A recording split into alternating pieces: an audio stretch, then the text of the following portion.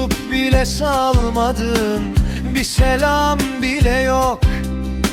Öyle bir hasret ki sığmaz şu koyun koyuna.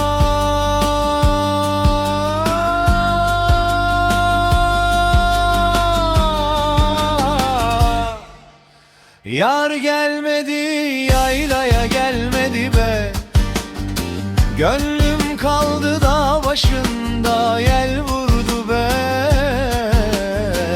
Sazım elimde inler, teller kanar be. Sen olmayınca bu dünya bana haram be, haram be.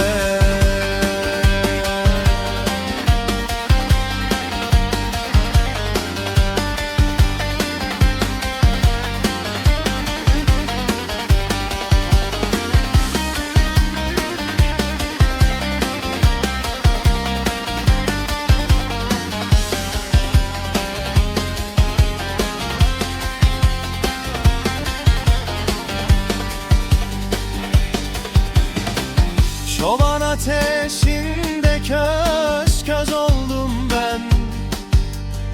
Her gece seni düşledim, uykumdan oldum ben.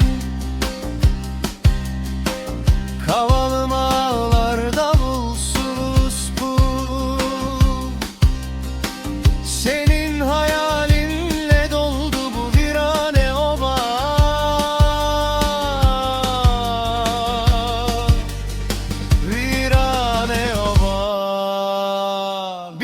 Gelirsen eğer kapım açık durur, ama gelmezsen yar bu can da burada kurur. Toprak anam alsın beni koynuna, senin hasretinle yanarım sonsuza.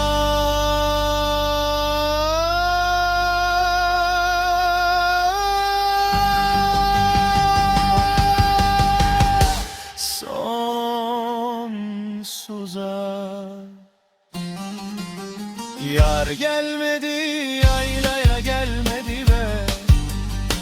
Gönlümdeki ateş sönmedi be. Dağlar şahit, taşlar ağlar be. Sensiz bu ömür bana zehir be. Ah be yar, ah ah yar. Gel artık